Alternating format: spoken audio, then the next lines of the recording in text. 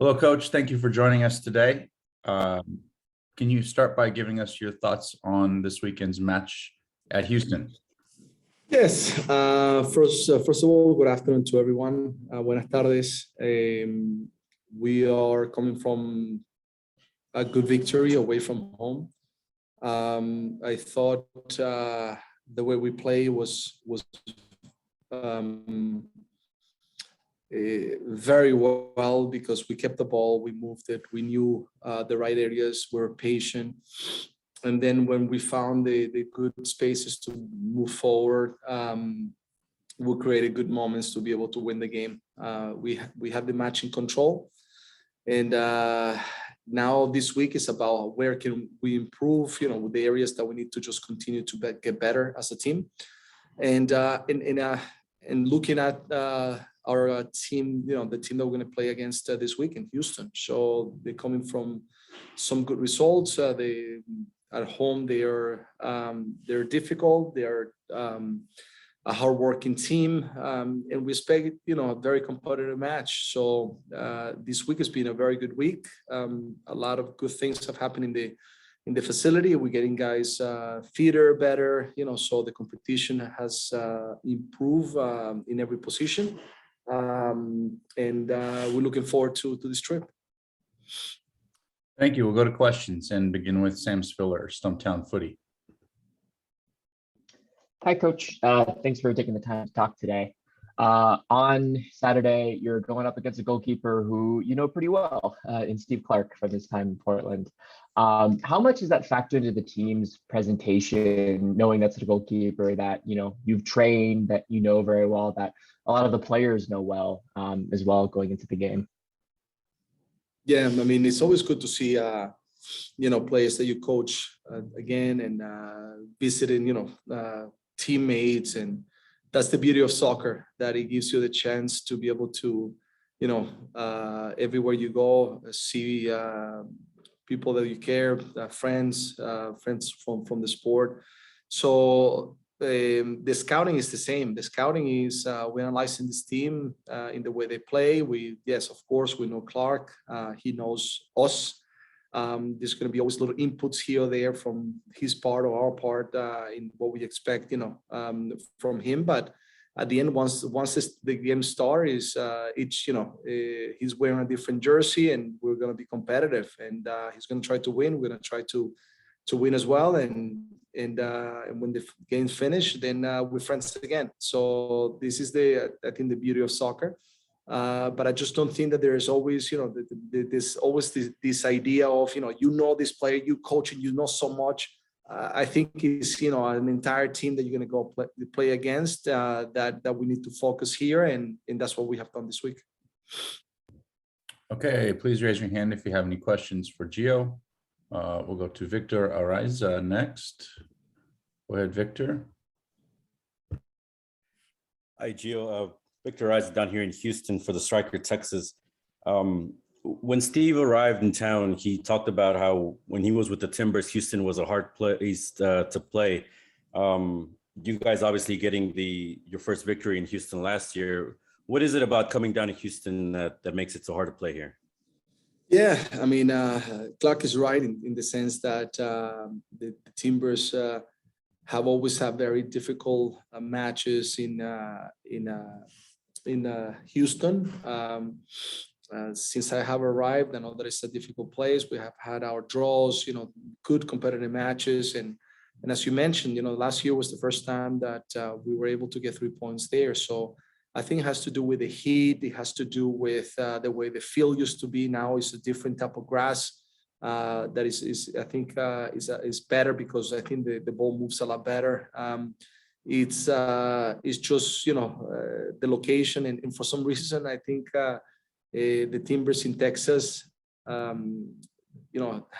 hasn't done as well as other places. So if you put all that into context, the reality is maybe it's a little mental, and at this time I think we are in a different place. I think that there's a lot of confidence, a lot of focus on things that we can do on the field, and I think we're going to bring a very good competitive match against Houston, which is definitely a place that is always difficult to play. We'll go back to Sam. Yeah, just another question, Gio. Unique opportunity on Saturday where after your match, a few hours later, Timbers 2 is playing on the same field against the Dynamo 2. Is there any extra preparation between the Timbers 2 side and the first team going into Saturday? Like, is the team traveling together? Are you expecting some players who maybe don't feature during the first team game to play in the second team game? Kind of how is that kind of factoring into this week's preparation? Yeah, that's a good question in the sense that we always we have a very good relationship between our second team and the first team. So Shannon, he was my assistant. So there's an understanding in the way they want to play, keeping our principles. And every week that passes, we always plan together, and even for practice, sometimes when we need a player from T2, sometimes when we are planning to give minutes to other players to be able to go down to T2. And it's not down, it's just to be able to play with the team that, that we have now with younger players that are coming in to be able to go through that process of development. And we have in the past two games used players from the first team that they haven't played for the first team, or they needed to get minutes. And every game that passes, we have that conversation. So sometimes it's easier, especially when we played, let's say, on a Saturday and they play on a Sunday, because then we have guys maybe that were on the roster on Saturday will be able to play on Sunday. The difficult part is when you have the match on the same day, and sometimes you don't have the ability to be able to have more players to play with T2, but there's always a conversation and planning that goes around the matches. So there's a lot of good communication that we have in order to make sure that we know how we can help T2, and T2 how they can help the first team. Yeah, we'll go back to Victor Ariza. Thank you. I actually want to follow up on that, because I did have a question on MLS Next Pro. You obviously have seen the growth of soccer in the United States from the early stages of MLS. You've coached in the lower divisions. What is your impressions of this new MLS Next Pro League and how it can help the development of players in the United States? Yeah, I mean, MLS have taken the responsibility to be able to create, a League Two type of competition that will give the possibility to clubs to continue to develop players. As you remember, some of the teams, which some still do, have their second teams in the USL, Championship or League One. And now with this new league, I think, and with MLS making the rules, I think every year will be better to be able to get to a point in which we will look always to try to develop players in a good way. I think that is early. Every time that a new league comes out, there's a lot of learning lessons that you have to go through. So I think it's not, it's just in an initial stage, and each club is trying to figure out how to better use this now possibility for development. And as I said, some other teams still are believing in keeping some teams in the USL.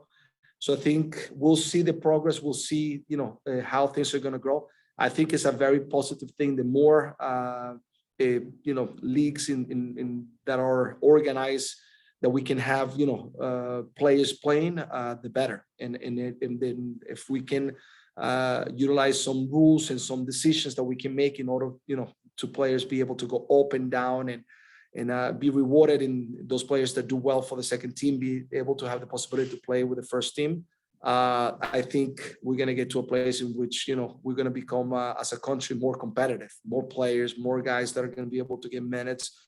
Because during the pandemic, it was tough. It was tough, for example, guys that didn't get that many minutes, where they were going to get minutes. It was difficult because there was no second teams, there were no competitions, or they were very separated from each other, those clubs that still kept some of the second teams alive.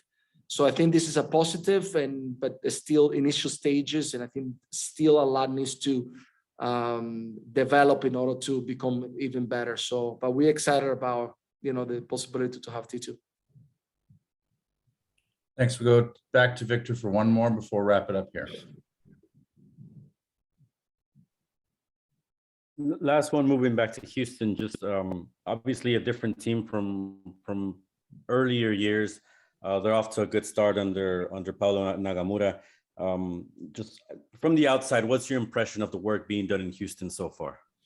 I think credit to Nagamura. He's done a good job to be able to have a competitive team. I think he has now maybe a little more resources to help. A lot of the players are very similar to the roster that they had before. I know that there are players that are going to continue to come in and improve the team, but their beginning, the start of this season has been positive.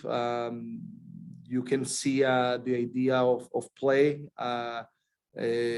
first in a pragmatic way. You see how he prepares to each team differently. He deals with their principles, and I think it looks like it's a team that everyone is on the same page and working hard to accomplish something. So I know it's going to be tough going there, but we will be also competitive. We've done our scouting in the areas that we think that we can cause problems to them. We analyzed, some of the things that they do between set pieces and all that. And I think both teams will be well prepared.